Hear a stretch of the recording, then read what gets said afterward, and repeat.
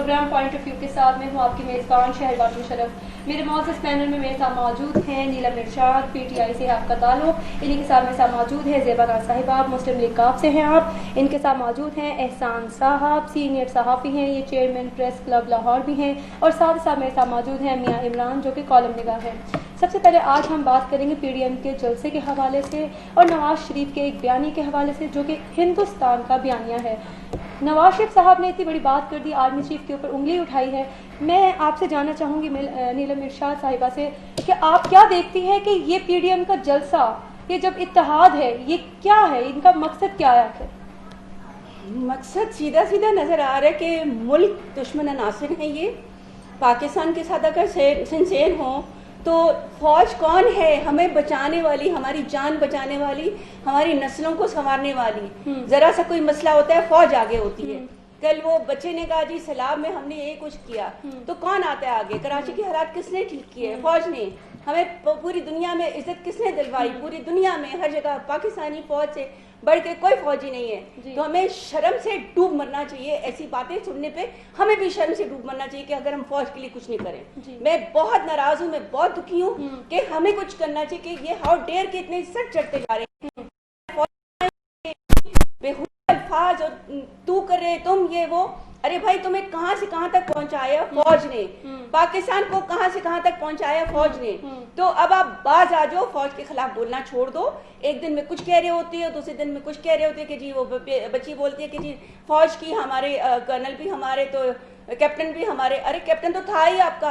अगर एक फौजी तुमने खराब कर दिया तो क्या सारे फौजी आपके पीछे लग जाएंगे? नो, हमारे फौजी भाई हक की बात करते हैं, सिस्टम की बात करते हैं। अगर वो चाहें तो अभी माशाल्लाह ले आए तो अब क्या बनेगा आप लोगों का? हाँ, तो आप लोग इतने अल्लाह का शुक्र अदा करें कि वो हमें आप लोगों के पीछे लग के कि जी अच्छा जी दुश्मनों के पीछे लगे हुए हो। ये फौजियों के खिलाफ जो बोल रहे हैं, आप देख लें कर्नल कज़ाफी से लेके अब तक कितनी हुकूमतों का बर्बाद करने वाले कौन? ये अवाम दुश्मन जो फौज के खिलाफ बोलते हैं। और जो अभी ये मोदी की लैंग्वेज बोली जा रही है, ये अल्ताफ हुसैन की लैंग्वेज बोली जा रही है, ये और कुछ नहीं है। अपने आप को बचाने के लिए एहतसाब से सब एक हुए हैं। सब ने हराम पर किया, सब ने हराम की कमाई खा के अपनी औलाद के लिए पैदा की। अब एक बच्ची को, लड़की को छोड़ा हुआ है नवाज शरीफ साहब, आप वहाँ बैठे हैं, कुछ शर्म खाएं, आ जाएं, अपने बेटों को भेजें जो अपनी माँ के जनाजे पे नहीं आया। तो ये मैं पर्सनल बातें इनकी तरह नहीं करती जो कल ये लोग कर रहे थे। मैं फैक्ट की बात कर रही हूँ। कह रहे भाई अगर आपके सर पे आपके गार्डियन आपकी रखवाली कर रहे हैं तो क्या आप उनकी इज्जत को ऐसी गली गली नीलाम करने की कोशिश करोगे?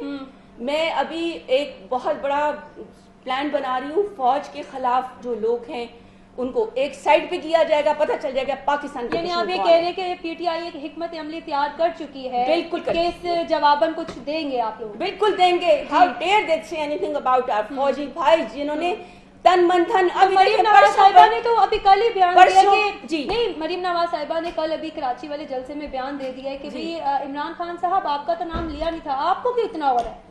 उन्होंने तो ये बयान दिया। क्यों नहीं होगा? इमरान खान को, फौज को चाहते हैं हम सब सिंसियर लोग। पाकिस्तान से जो सिंसियर हैं वो फौज को चाहते हैं। जो पाकिस्तान के दुश्मन है वो मोदी की लैंग्वेज बोलते हैं।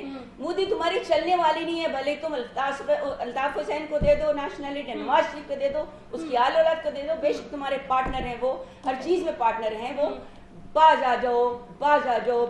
ये 3 अफसानों ने 12 लोगों ने जो इमरान खान के खिलाफ चल रहे हैं, 11 टीम अलहदा और एक मोदी, तो आप लोग बाज आ जाओ। पाकिस्तान के जितनी अवाम है आंखें खोल लो, आपके सामने नजर आ रहा है कि ये लोग कितने दुश्मनी करते हैं। ठीक हो गया, आपका बयानिया मैंने सुन लिया, आपका मौक़िफ़ भी लिया। मैं ना इमरान साहब के पास यानी जाना चाहूँगी। इमरान साहब, आप क्या कहते हैं पीडीएम के तहरीक में ये जो उन्होंने बयानिया दिया, नवाज शरीफ साहब ने तो दिया ही दिया, मरीम नवाज साहिबा ने भी अपने मौक़िफ़ के ऊपर इस मौक़िफ़ की भी तायद कर दी कि भाई आपको क्या हो रहा है? इमरान खान साहब आपका नाम नहीं लिया हुआ था, आखिर उनका मकसद क्या है? नून लीग पार्टी क्या चाहती है? नहीं देखें जी, पाकिस्तान एक जमहूरी मुल्क है जी, और जमहूरियत में जो आज़ादी राय है ये बुनियादी चीज़ होती है जी। तो इसको आप आज़ादी राय कह रहे हैं कि आर्मी चीफ के खिलाफ? अगर आप मुझे बात मुकम्मल करने देंगे तो उसके बाद आप सवाल करें तो ज़्यादा रेलिवेंट होगा। जी ठीक है। आज़ादी राय बहुत ज़रूरी है, हर इंसान को बोलने का हक होना चाहिए, लेकिन ऐसी कोई बात नहीं होनी चाहिए जो पाकिस्तान के आइन और कानून से बाहर हो। जो अगर आप किसी पर इल्ज़ाम लगा रहे हैं और अगर आप समझते हैं कि किसी ने आपके साथ ज्यादती या जुल्म किया है, तो उसके लिए एक निज़ाम मौजूद है, एक सिस्टम मौजूद है। अगर आप समझते हैं कि आपके साथ ज्यादती हो गई है, तो आप इन इदारों में आएँ, आप अदालतों में जाएं, एक दरख्वास्त जमा करवाएं और बताएं कि मेरे पास ये सबूत है और मैं इसकी बुनियाद पर इल्ज़ाम लगा रहा हूँ और इनकी तहकीकात की जाए। इस सारे प्रोसेस की तो किसी की हिम्मत नहीं होती है। और जो सबसे आसान काम है कि आप मुल्क से बाहर बैठकर और पाकिस्तानी इदारों को में लाइन करें, पाकिस्तानी इदारों के ऊपर ऐसी गुफ्तगू करें जो कि हमारे दुश्मनों को फ़ायदा दे। बात यह है कि आप बेसिकली 3 दफ़ा पाकिस्तान के वज़ीर आज़म रह चुके हैं। जब आप 3 दफ़ा वज़ीर आज़म रह चुके हैं तो इसका मतलब ये है कि आप इस पूरे निज़ाम को समझते हैं और आपके मुंह से निकली हुई बात इंपॉर्टेंस रखती है। आपको गद्दार कहा जा सकता है, आपको मुल्क दुश्मन कहा जा सकता है, लेकिन मैं समझता हूँ कि एक जिम्मेदारी शहरी है होने की हैसियत से भी कम अज़ कम मियां नवाज शरीफ साहब को ये सोचना चाहिए बातों से नहीं होगा। मैं समझता हूँ कि कोई इंसान यहाँ पर फरिश्ता नहीं है और हर एक के खिलाफ बात हो सकती है, हर एक की अकाउंटेबिलिटी होनी चाहिए। ये जमहूरी मुल्क है, हमारे टैक्स का पैसा है, हमारे हमारी कमाई है, उससे ये मुल्क चल रहा है। तो जो हमारे पैसों से ये मुल्क को चला रहे हैं या जो भी हमारे पैसों से क्या नाम है अपने घर को चला रहे हैं, ज़िंदगी गुजार रहे हैं, अपनी ड्यूटी को परफॉर्म कर रहे हैं, तो वो अकाउंटेबल भी हैं। लेकिन अकाउंटेबिलिटी के लिए प्रॉपर एक निज़ाम मौजूद है, उस निज़ाम के तहत होना चाहिए। ऐसा नहीं होना चाहिए कि आप भड़के मारें, आप बेबुनियाद बातें करें। इस तरह मैं यहाँ बैठ के कह दूं कि फलाना शख्स जो है वो मुल्क दुश्मन है, फलाना गद्दार है, अगर मेरे पास सबूत नहीं है तो मैं कैसे कह सकता हूँ। जैसे मियां नवाज शरीफ ने इल्ज़ामात लगाए हैं, उनके पास इस चीज़ के सबूत नहीं है। आपके पास अगर ये इल्ज़ामात इतने ही वैलिड थे तो पिछले 2 साल से इस वक्त आप गवर्नमेंट के साथ इस वक्त अपोजिशन में मौजूद हैं और पिछले 1 साल से आप बाहर बैठे हुए हैं, तो उस वक्त आपको ये इल्ज़ामात याद क्यों नहीं है? क्यों आपको पता नहीं चला कि आपके खिलाफ साजिशें हुई? तब आपने ये बातें क्यों नहीं की? उस वक्त तो जब परवेज रशीद साहब से पूछा गया कि जनाब मरियम साहिबा का जो ट्विटर अकाउंट है वो बंद क्यों है, क्यों उस पर इतनी एक्टिविटी नहीं है, तो परवेज ने कहा कि ताउन कर रहे हैं। तो अब हम क्या समझे कि आपके साथ ताउन नहीं हो रहा, तो इसलिए आप इस तरह के इल्जामात लगाना शुरू कर दिए। किस तरह का ताउन चाह रहे हैं, हमें ये समझ नहीं आ रहा। आप चाह क्या रहे हैं? देखिए बात यहाँ पर चाह रहे हैं वो नहीं, देखें जी इसमें कुछ चीजें जो है वो अंडरस्टूड है। मिसाल के तौर पर इस पूरे प्रोसेस से ये क्या निकालना चाहते हैं? आप क्या समझती हैं कि इस पूरे प्रोसेस में वो ये समझते हैं कि आवाम को रिलीफ दिया जाएगा, अब वो ये समझते हैं कि आम आदमी को इससे फ़ायदा पहुंचाया जाएगा, आम आदमी के मसाइल की बात की जाएगी। मेरा ख्याल है कि इन सब अगर ये सारे काम उन्होंने करने होते तो अपने दौरे हुकूमत में कर लेते या फिर पिछले 1 साल में कर देते, लेकिन उन्होंने ऐसा नहीं किया। उन्होंने इस मौका पर आकर इस तरह की पॉलिसी को अपनाया है जब उनके जो जुबैर साहब हैं वो मुलाकातें कर रहे थे और जब सब चीज़ें डिस्क्लोज हुई और नवाज शरीफ की गिरफ्तारी और नवाज शरीफ को वतन वापस लाने की बातें हुई, मरियम साहिबा को एहतसाब अदालत में बुलाना शुरू किया गया, उसके बाद ये सारी का सारा प्रोसेस उनको याद आया, सारे के सारे इल्ज़ामात उनको याद आए हैं। तो ताउन तो बेसिकली वो यही चाह रहे हैं कि जो बज़ाहिर नज़र आ रहा है, मैं दावा नहीं कर रहा, ना मेरे पास कोई इन्फॉर्मेशन है, लेकिन जो हालात नज़र आ रहे हैं और जो माजी इनका है उससे यही पैगाम मिलता है कि वो शायद वो यही चाहते हैं कि जो मरियम नवाज साहिबा है उनको मुल्क से बाहर भेजा जाए ताकि वो इस जेल से निकल सके। बेसिकली तो ये जेल ही है ना उनके लिए, जेल ही है। आपने अपना मौक़िफ़ बयान किया। मैं ज़ेबा नाज़ साहिबा से पूछना चाहूँगी कि मुस्लिम लीग आपकी क़यादत है, आप लोग क्या किरदार अदा कर रहे हैं? एक जानिब आप देख रहे हैं PDM तहरीक में मुतहरिक हो चुकी है, तो आप अपनी पार्टी को किस मुकाम पर देख रहे हैं और इनकी तहरीकों को किस तरह देख रहे हैं? बिस्मिल्लाहिर्रहमानिर्रहीम। मैं यहाँ आपके प्रोग्राम में चौधरी शुजात हुसैन, चौधरी परवेज़ अली साहब और चौधरी मोनोस लाई के यहाँ पे उनकी पार्टी को लेके चल रही हूँ।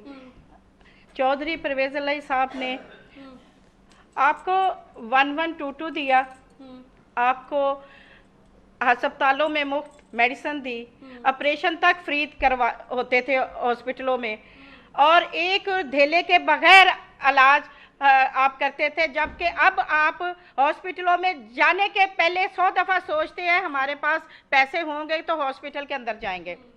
और डोर में किसी को बैठने के लिए भी पैसों की ज़रूरत है, नहीं तो वहाँ पे इस तरीके से होता था कि डॉक्टर बैठे हुए हैं, वो पैसे लेके देखेंगे, वरना बंदा बाहर तड़पता मर जाए, किसी को नहीं चेक किया जाता। लेकिन उन्होंने बच्चों के लिए फ्री तालीम का इंतज़ाम करवाया, वजीफ़े भी दिए जाते थे और उनको पहनने के लिए यूनिफॉर्म भी दिया जाता था। और ये सारी चीज़ें अब ये सारी अनेर नगरी इमरान खान साहब की हुकूमत ने ये सारा कुछ ख़त्म कर दिया, हर तरफ आग लगा दी, महंगाई की आग लगा दी, नौकरियां है नहीं है, किसी को बेजे से नहीं मिलती, अब तो सरकारी मुलाजमों के भी वो भी नहीं मिलती। अब जैसे चौधरी परवेज़ इलाही साहब ने दफातर 1122 के दफातर का दौरा किया, वहाँ पे जो और गाड़ियाँ भी दी गई, वहाँ पे आवाम की सहूलत को बेहतर करने के लिए आज तबलीगी जमात के दफ्तर रेवंड तशरीफ़ ले गए, वहाँ पे उन्होंने दुआ भी करवाई गई और तबलीगी और भी लोगों से मुलाकात की। और जो ख़त्मे नबूवत के बारे में जो चौधरी परवेज़ इलाही साहब ने बिल पास किया और वहाँ पे इस बारे में भी बातचीत हुई और इनकी बात को सराहा गया।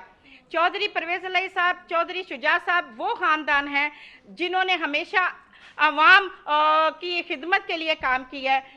और इमरान खान के साथ कोलिशन पार्टी इसलिए थी कि इमरान खान साहब को भी एक तरक्की याफ्ता मुल्क बनाया जाए, लेकिन इमरान खान साहब ने अपनी आंखें बंद की हुई है, वो परवेज़ इलाही साहब की किसी बात पे अमल दरामद नहीं करते। हालांकि चौधरियों ने ना वजारतें ली, ना सफारतें ली, ना ऐसे मुआहदे उनसे पूरे करवाए जो उनके साथ किए भी हुए थे, लेकिन उन्होंने एक अच्छे साथी होने के नाते इमरान खान के साथ निभा रहे हैं और निभाते रहेंगे, क्योंकि चौधरियों ने जिसके साथ भी कोलिशन की है, जिनके साथ भी मुआहदा किया है, उनको पूरा किया है। और हमारे चौधरी परवेज़ इलाही साहब ने साबक नायब वज़ीर आज़म भी रहे, चौधरी शुजा साहब वज़ीर आला भी रहे, नायब वज़ीर आला भी रहे, और चौधरी परवेज़ इलाही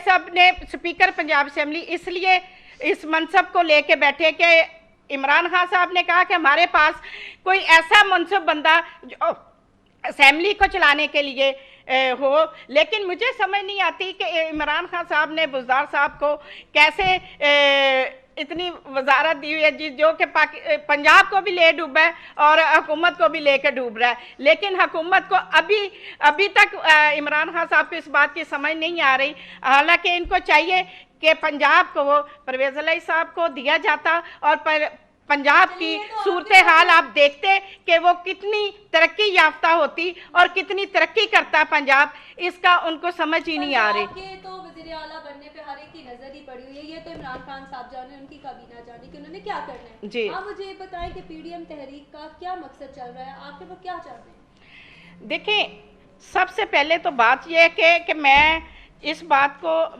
पहले न, ये बात चली है ना अभी कि पाकिस्तान में अपोजिशन का ये कहना है कि कोई लॉ एंड ऑर्डर नहीं है, महंगाई बहुत ज़्यादा है, हर तरफ अंधेरा ही अंधेरा है, हॉस्पिटल में मेडिसिन नहीं है, स्कूलों में आवाम को सहूलत कोई नहीं है। इसमें कोई शक वाली बात नहीं है कि मैं आपसे, लेकिन इसमें अपोजिशन अपनी तरफ से कोई भी लाए अमल नहीं दे रही, लेकिन हम आवाम को रिलीफ देने के लिए बजाय कि हम आवाम को रिलीफ देते, लेकिन मैं कहती हूँ कि अपोजिशन से मैं पूछती हूँ कि वो क्या आटा 30 रुपए किलो देगी, वो सब्जियों के भाव नीचे दे देगी, वो आवाम की पहुंच से जो हर चीज ऊपर चली गई है, क्या वो इस महंगाई को नीचे ला सकती है? तभी तो अगर ये कर सकती है तो मैं कहती हूँ जी अपोजिशन जो कर रही है वो सही कर रही है, लेकिन महंगाई तो है ना, महंगाई जिस बुनियाद पर है, हुकूमत बार बार ये बता चुकी है कि महंगाई जालिम हुक्मरानों ने आसिफ अली जरदारी और नवाज शरीफ की वजह से है, क्योंकि उन्होंने मुल्क को लूटा हर तरीके से और इतना फारग कर दिया कि महंगाई का तूल 2 साल में, मुझे बताएं 2 साल में हुकूमत भी इस महंगाई को कंट्रोल नहीं कर सकी। तो मुझे ये बताएं, ये जिन ऐसा था जिसको बोतल में डालना चाहिए था, लेकिन इसकी जिम्मेदारी आ गई इमरान खान साहब पे। वो 2 साल में महंगाई को कम नहीं कर सके, क्योंकि वो महंगाई इतनी ज्यादा थी कि वो बेल आउट हो ही नहीं सके। लेकिन मैं हुकूमत से एक रिक्वेस्ट करना चाहती हूँ कि वो महंगाई को कंट्रोल करें, वो इंतजामिया को इस तरीके से समझाएं कि किसी किस्म की भी हुकूमत ब्यूरोक्रेसी की कोई इनके साथ कोई तावन नहीं कर रही। क्यों? वो इसलिए नहीं कर रही क्योंकि वो अपनी रिट को कायम करेंगे तो तब ये सब कुछ होगा।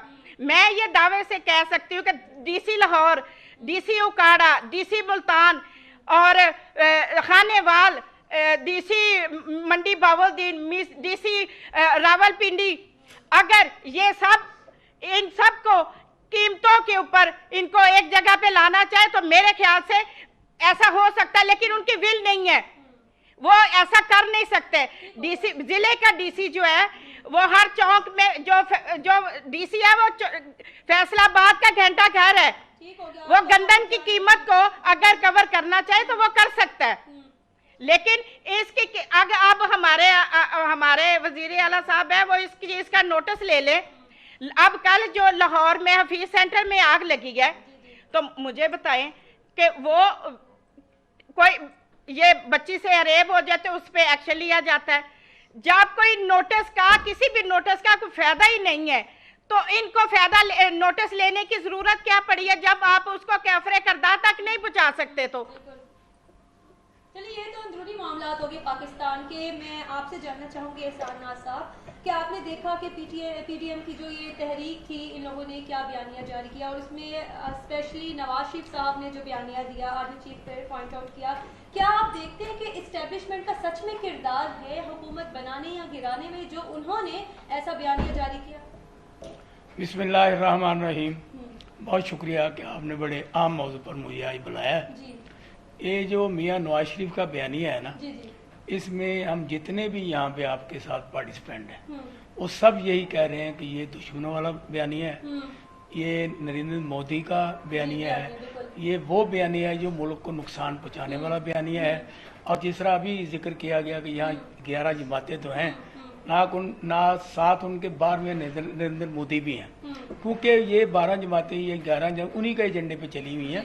अब अगर इमरान खान में अल्लाह ताला ये अकल दे, ये शऊर दे कि वो एक चीज़ पाकिस्तान में कम कर दे, महंगाई का खात्मा कर दे, तो मैं दावे से कहता हूँ कोई बंदा भी इन अपोजिशन लोगों के साथ नहीं निकलेगा। नहीं, तो आप लेकिन ये बताएं ना कि अगर महंगाई खत्म हो जाती है तो फिर ये जो अपोजिशन की तहरीक चल रही है जिसमें मुल्क दुश्मन अनासिर का बयान किया जा रहा है, इससे पाकिस्तान कैसे महफूज रहेगा? पाक फौज के सामने अवाम को, हुकूमत को सामने ला के खड़ा करने की आखिर क्या वजह है? शहरबानू, मैं जो बता रहा था, अगर आप क्वेश्चन ना करती तो मैं इसी तरफ जा रहा था और आपको क्वेश्चन करने की जरूरत ही ना पड़ती। अब बात सिर्फ ये है जो कराची में और गुजरांवाला में जो इन लोगों ने खिताबात किए, उन्होंने डायरेक्ट फौज की बात की है, फौज की मुखालिफ बात की है। मरीम नवाज ने तो रात को इंतहा कर दी, और इसी तरह मौलाना फजलुर रहमान ने भी वो जुमले कहे जो कि कोई ज़ही शऊर इंसान जो है ना वो अपनी फौज के मुतल्लिक, अपने अदारों के मुतल्लिक ऐसी बात नहीं करता। अगर यही अदारे, यही फौज ने 3 दफ़ा नवाज शरीफ को वज़ीर आज़म बनाया, 2 दफ़ा वज़ीर आला बनाया और 1 दफ़ा वज़ीर आला सराज जो अपने मौलाना फजलुर रहमान के शख्स को बनाया गया, तो ये सारा जो कुछ भी है ना पाकिस्तान में, अगर कोई बंदा ये कहे ना कि फ़ौज का इसमें अमल दखल नहीं है तो ये सारी बात झूठ है।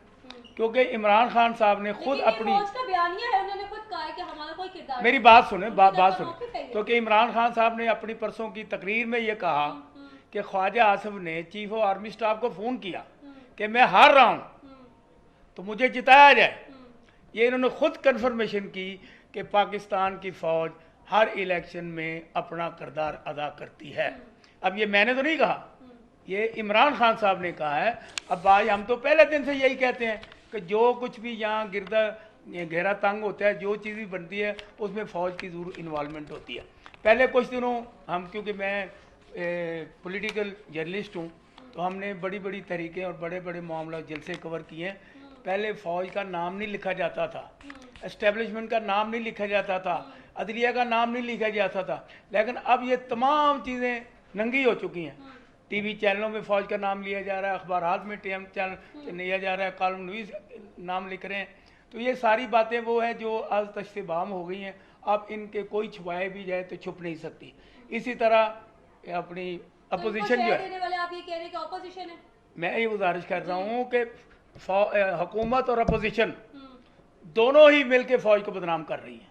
अच्छा। अपोजिशन ये कहती है कि ये फौज इनके पीछे लगी हुई है, हाँ जी, हुकूमत ये कहती है कि हुकूमत फौज हमारे साथ है। और अभी जिस तरह के मोहतरमा ने ये बात कही कि ये फ़ौज के बारे में कोई ऐसा सिस्टम बनाना चाहते हैं, भाई फ़ौज है ही पाकिस्तान की, फ़ौज हमारी है, ना ये अपोजिशन की है ना ये हुकूमत की है। देखो ना, कोई मेरा भाई है, कोई मेरा भतीजा है, कोई मेरा चाचा है, कोई मेरा मामा है जो फ़ौज में शामिल है। जो फ़ौज को इंडिया की फ़ौज तो नहीं है, ये इसराइल की फ़ौज तो नहीं है कि जिसको कहें जी फ़ौज हमारे साथ है। फ़ौज भाई हर उस पाकिस्तानी के साथ है जिस पे जुल्म हो, जिस पे तशद्दुद हो, जिस पे ज़्यादती हो। अगर ये हम खुद हुकूमत और अपोजिशन फ़ौज को दरमियान में लाते हैं, मुझे ये बताएं कि अगर शहबाज शरीफ की टॉक फ़ौज के साथ कामयाब हो जाती तो मियाँ नवाज शरीफ ये बयानिया इख्तियार ना करते। ये जो साबिक़ गवर्नर सिंध थे असद, लेकिन सर आप जो बात बात सुन, कर रहे हैं उस टाइम तो नून लीग ने यही मौक़िफ़ दिया कि हम अस्करी क़यादत के साथ नहीं मिले। उन्होंने तो साफ कहा था कि हमारी मुलाकात नहीं हुई और नवाज शरीफ साहब ने और मरीम नवाज ने भी कहा था कि कोई भी मिलने ना जाए। और ये तो झूठी सारी बातें बात हम सारी बातें नहीं, वो तो अब सारी बातें खुल के बात मैदान में आ चुकी हैं, सब लोगों ने इतराफ़ कर लिया है। और वहाँ पे जो फौज की तरफ से बयानिया आया है उसमें उन्होंने कहा कि ये इन्होंने मरीम और नवाज शरीफ की बात की है, इन्होंने हमारे साथ और कोई बात नहीं की। और शेख रशीद और मुख्तलिफ जो लोग इस वक्त मौजूद थे उन्होंने यही बातें की। अब वो बात ख़त्म होगी कि हमारा ये बैकडोर डिप्लोमेसी थी, जब उसमें वो कामयाब नहीं हुए तो नवाज शरीफ ने ये मिसाइल दागे हैं, उन्होंने ये बात की। नवाज शरीफ साहब ने तो मिसाइल दाग दिए जो उनकी तरफ ही जाएंगे इंशाल्लाह और वो इस चीज़ का अंजाम देखेंगे। तो हम कुछ बात कर लेते हैं टाइगर फोर्स के हवाले से जो महंगाई कम करने के लिए इमरान खान साहब ने बनाई है। तो मैं मियाँ इमरान से जानना चाहूँगी, सर आप बताएं कि टाइगर फोर्स क्या महंगाई कम करने में कामयाब हो जाएगी? अच्छा जी, टाइगर फोर्स महंगाई कम कर सकती हो तो मेरे ख्याल से ये जो हमारा ब्यूरोक्रेटिक सिस्टम है, जो हमारा यहाँ पे इंतज़ामिया काम कर रही है और जो हमारा एक सियासी निज़ाम है वो सारा डिमोलिश कर देना चाहिए। आप ये देखिए कि टाइगर फोर्स है कौन। सबसे पहले तो ये बात कर लीजिए कि who is tiger force. Tiger force वो आम बच्चे बच्चियाँ हैं, वो आम लोग हैं जो कि गली मोहल्लों में रहते हैं और जिन्होंने सरकारी निज़ाम में कभी कोई काम नहीं किया है। ये बेसिकली टिपिकली तहरीक इंसाफ के सपोर्टर्स हैं। और आप ये देखिए कि अगर एक शख्स ने 5 करोड़ रुपए की दुकान बनाई हुई है, उसका कोई 1-2 करोड़ की महीने की सेल है और वो ज़रा पता पूरा सेटअप चला रहा है, वहाँ पर एक यंगस्टर जाके उससे रेट्स पूछेगा और महंगाई को कम करने की बात करेगा, तो आप ये बताइए कि क्या वो लोग उसको इजाज़त देंगे? देखिए, हर काम करने का एक तरीका होता है, एक असूल है, एक ज़ाब्ता है। अगर आप उसी असूल और ज़ाब्ते में रह कर काम करेंगे तो वो अपने मंतकी अंजाम तक भी पहुँच जाएगा और आपको मतलूबा नताइज भी मिल जाएंगे। और लेकिन अगर आप उसको इस तरह से परफॉर्म करेंगे जैसे कि अनट्रेंड लोग करते हैं या गैर तजर्बाकार लोग करते हैं, तो उसका नतीजा यही निकलेगा कि जो हम आजकल देख रहे हैं, ये बेसिकली इसको हम कहते हैं शॉर्ट टर्म सॉल्यूशंस। और बदकिस्मती से जो ये कहा जा रहा है कि महंगाई को टाइगर फोर्स के जरिए कंट्रोल किया जाएगा, ये शॉर्ट टर्म सॉल्यूशन भी नहीं है। देखिए, महंगाई एक आलमी मसला बन चुका है पाकिस्तान के लिए। पाकिस्तान के हर ख़ास और आम इससे मुतासिर है। अगर आप महंगाई को वाकई में कंट्रोल करना चाहते हैं तो जितनी भी आपकी प्राइस कंट्रोल कमेटीज़ बनी है उनका एक इजलास बुलाएं, प्राइम मिनिस्टर उनको बुलाएं और कहें कि मुझे कल इस चीज़ की ये प्राइस इंश्योर होनी चाहिए। ये जो आपने अगर टाइगर फोर्स से काम लेना है तो ब्यूरोक्रेसी को घर भेज दें, छुट्टी पे चले जाए सारे के सारे। जो आपके बनी है ना, नहीं, देखिए किसकी डिमांड पे बनी है, किसी की डिमांड पे नहीं बनी। ये इमरान खान साहब की अपनी ख्वाहिश है, ये इमरान खान साहब की अपनी ख्वाहिश है कि टाइगर फोर्स से काम लिया जाए। बेसिकली इमरान खान साहब जो है वो टाइगर फोर्स को पॉलिटिकली मोटिवेट करना चाहते हैं। आपको पता है कि मुखालिफ जो जमातें हैं उन्होंने एक गवर्नमेंट के ख़िलाफ़ एक जो इत्तेहाद बना लिया है, उसके अगेंस्ट में तहरीक इंसाफ को एक सपोर्ट चाहिए और टाइगर फोर्स को एक्टिवेट किए बगैर वो मुमकिन नहीं है। तो टाइगर फोर्स को एक्टिवेट करने के लिए ये महंगाई का सोचा छोड़ा गया है। ये प्रैक्टिकली पॉसिबल नहीं है। जो लोग निज़ाम में काम करते हैं, पॉसिबल नहीं है। नीलम मिर्शाद साहिबा, आपने सुना कि वो कह रहे हैं कि ये प्रैक्टिकली पॉसिबल ही नहीं है कि इमरान खान साहब की ख्वाहिश पर सिर्फ आप लोगों ने टाइगर फोर्स बनाई है। आप क्या कहती हैं?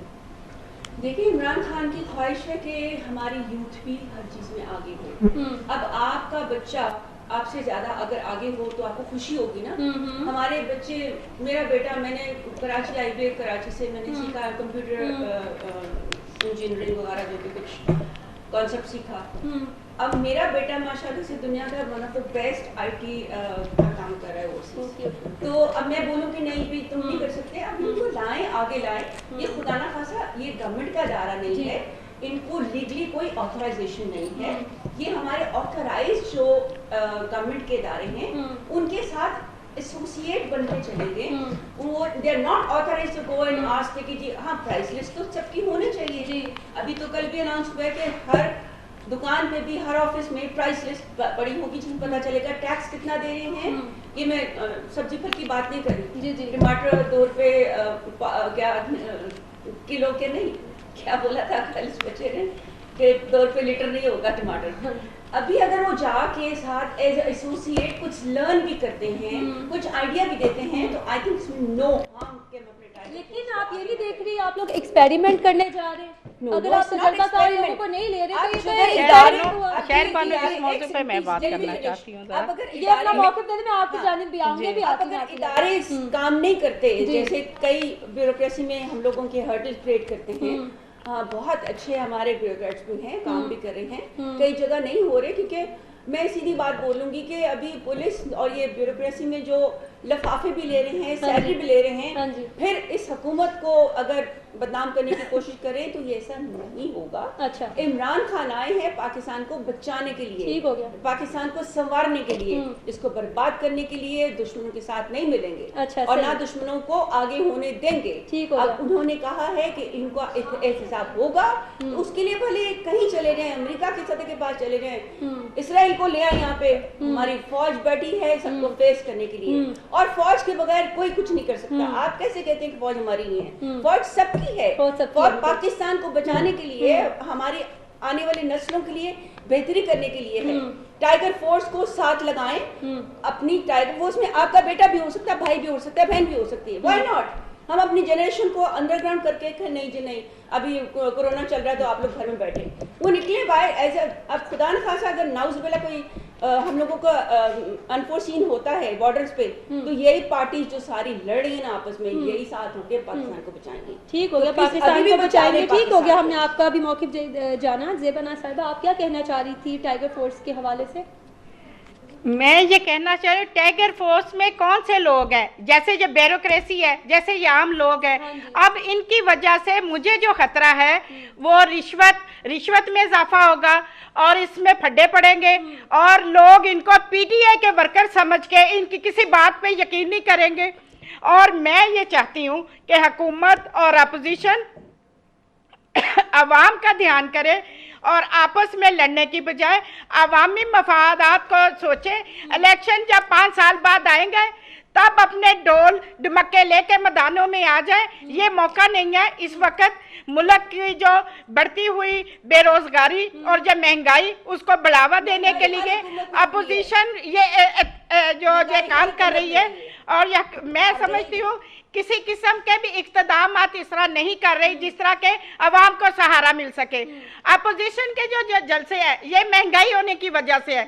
इमरान खान आज महंगाई में काबू पा ले तो इनके सारे जलसे में हवा निकल जाएगी।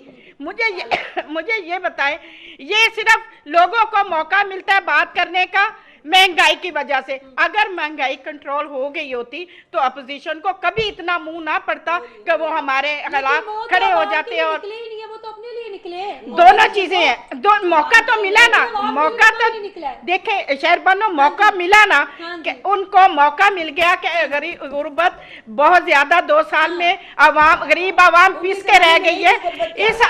इस आवाम को उन्होंने कल को वोट लेने जाना है और कल को उन्होंने लोगों के सामने आना है। जब तक ये चीजें कंट्रोल नहीं करेंगे तब तक इस तंगदस्ती से निकलने के लिए कोई ना कोई सलूशन ठीक हो गया। इस तंगदस्ती से निकलने के लिए सलूशन तो निकालना ही पड़ेगा। एहसाना साहब, आप बताएं, टाइगर फोर्स क्या महंगाई में कमी की वजह बनेगी? टाइगर फोर्स महंगाई में कमी की वजह बन सकती है अगर सही तरीके से ये जो प्राइस कंट्रोल कमेटियां हैं, जो मजिस्ट्रेट हैं, जो असिस्टेंट कमिश्नर हैं और जो फूड एड वगैरह को देखते हैं, अगर उनके साथ मिलके चले। अगर ये डायरेक्ट किसी जगह पे जाएंगे तो झगड़े के अलावा कुछ नहीं होगा। क्यों जाएंगे? मुझे ये बताएं कि जब भी कोई पीटीआई का कारकुन मुस्लिम नून की दुकान में जाएगा और उनको नून पता होगा ये पीटीआई के कारकुन है, ये टाइगर फोर्स है, तो ला मोहल्ला वहाँ पे तकरार के अलावा कुछ नहीं होगा। लेकिन ऐसा क्यों है? आप ये क्या है? नून या काफ नहीं है, प्लीज, ये सब बच्चों को लिया जा रहा है। अच्छा मसला तो वो ये है कि तजर्बाकार तो हमारी नहीं है, बरादरी नहीं है, हमने कोई मेरी नवाज बात शरीफ की सुने। तरह आलोला नहीं दिया हुआ। सियासी हैं वो बच्चे, बिल्कुल सियासत तो ये तो आवाम के लिए किया जा रहा है। आप अपना बेटा दे दें। खैर मानो मेरी बात सुने, आप थोड़ा सा होल्ड करें, कंट्रोल करें। कि मैं जब किसी के जब बोल रहे हो तो मैं नहीं बोलता, तो इनको भी नहीं बोलना चाहिए। मेरी बात सुने, सख्त रखें ये, हमको वो बात नहीं कर रहे कि हम बम नहीं करा रहे, क्योंकि हम किसी जमात के ना तो कारकुन है ना किसी के तर्जमान है। ये तर्जमान है, ये अपनी तर्जमानी जाने, हमें इसमें कोई गरज नहीं है और हमें कोई इनसे किसी की भी नाइतफाकी नहीं है, जो मर्जी कहें, लेकिन हमें तो कहने देना, दरमियान में मत टोके। हमारा जो पॉइंट ऑफ व्यू है, जो अवाम का पॉइंट ऑफ व्यू, वो ये सुनना नहीं चाहती, अपनी जमातों के ये पॉइंट ऑफ व्यू हम पे लागू करना चाहती हैं। तो मैं ये अर्ज कर रहा था कि भुट्टो दौर में भी फोर्स बनी थी, नवाज शरीफ ने भी बनाई थी। ये कोई ऐसा दौर नहीं है कि अपने कारकुनों को नवाजने के लिए या उनको बैकअप करने के लिए ऐसे मामलत होते, ये कोई बुरी बात नहीं है। असल में होता यही है कि इन कारकुनों, इन फोर्सों से, इन टाइगर फोर्स से वो अपनी जमात को मजबूत कर रहे हैं और उन्होंने जगह जगह पे अगर टाइगर फोर्स के लोगों को बनाया है तो उन्होंने अपनी जमात का नाम ऊंचा करने के लिए बुलाया। और अगर ये टाइगर फोर्स पाकिस्तान में महंगाई के खात्मे का मंबा बन सकती है तो मुझे कोई इतराज़ नहीं है, लेकिन क्योंकि पाकिस्तान की सियासत को मैं भी जानता हूँ, आप भी जानते हैं कि यहाँ पर एक नेक नाम बंदा हो ना, उस पर कोई ऐसी किसी सियासी जमात का लेबल लग जाए ना और वो अपने घर वालों को भी कहे ना कि ये काम नहीं करना, तो वो कहते हैं ये मोटिवेट है, इसको लाइन आई हुई है, ये पीछे से ही कर रहे हैं। तो इसी तरह ये महंगाई जो है, होना तो ये चाहिए था कि जब से नोटिस लिया इमरान खान साहब ने, पाकिस्तान में चीनी चलो 70 रुपए किलो तो होती, ये 110 है और इससे 15 रुपए बिक रही है। यही आटा जो कि यहाँ 30 और 35 में था, वो आज जनाब 70-80 रुपए किलो बिक रहा है। तो ये क्यों हो रहा है? और अभी कहा जा रहा है आप इंतजार करें, आप इंतजार करें, वो भी मिट जाएगी जब मखलूक खुदा। तो किस पे राज करोगे जब आप ध्यान ही नहीं देंगे? और 2 साल में अगर आप किसी चीज को कंट्रोल नहीं कर सके तो ये किसका कसूर है? ये नवाज शरीफ का कसूर है, ये जरदारी का कसूर है? मेरी तनिस में कसूरवार वो जरूर है, कसूरवार जरूर है, लेकिन 2 साल बड़ा अरसा होता है, इसमें आप अपने तन तक हर चीज कर सकते थे, लेकिन क्योंकि आज आपने नोटिस लिया है, आज आपने नोटिस लिया है, तो मैंने ये देखा है कि इमरान खान ने आज तक 11 नोटिस लिए हैं महंगाई पे, और जिस नोटिस पे भी काम बढ़ा है तो चीनी, आटा, तेल, मुख्तलिफ चीजें आसमान को चढ़ गई हैं, किसी पे कंट्रोल नहीं हो सका, क्योंकि ब्यूरोक्रेसी इनकी बात नहीं मानती, ब्यूरोक्रेसी इनके कंट्रोल में नहीं है। जो ब्यूरोक्रेसी को ये हुक्म देते हैं उसको वो ताबे नहीं लाते, क्योंकि पंजाब में जो हुक्मरान बैठाया गया है उसको किसी किस्म का कोई इल्म नहीं है, वो भी बिल्कुल इसी तरह। लेकिन इमरान खान साहब उनकी कारकर्दगी से खुश हैं, उन्होंने काबीना इजलासों में भी बार बार कहा है। क्या आप खुश हैं? नहीं, आप मुझे बता दें, आप खुश हैं इससे? जो कुछ हो रहा है पंजाब में, जो इसका पार्टी को भी नुकसान हो रहा है, ये नहीं कि हमें नुकसान हो रहा है, इसका पॉलिटिकल पार्टी को भी नुकसान हो रहा है, पीटीआई को भी नुकसान हो रहा है। अगर यहाँ कोई धड़ल्ले वाला, कोई अहमियत का हामिल जो कि कानून को समझता, ब्रेज के नेत्र डालने वाला होता, तो ये कभी, क्योंकि बनी गाला से बैठकर पंजाब नहीं चलाया जा सकता। ठीक हो गया, बनी गाला से बैठ के पंजाब नहीं चलाया जा सकता। मैं अपने मौजूद मेहमानों का बहुत शुक्रिया अदा करती हूँ कि आप लोग मेरे प्रोग्राम में हैं। मैं एक ही बात कहना चाहूँगी कि अवाम करप्शन, अवाम महंगाई सब कुछ बर्दाश्त करिए, लेकिन अवाम गद्दारी या बगावत बर्दाश्त नहीं करेगी, चाहे वो कोई भी पार्टी का रुकन हो, कोई हमारे यहाँ का वजीर आजम रह चुका है, चाहे वो साबिक है, हम इन चीज़ों को बर्दाश्त नहीं करने वाले। इसी के साथ हमें इजाज़त दें, इंशाल्लाह नेक्स्ट प्रोग्राम में आपसे मुलाकात होगी। अल्लाह निगहबान।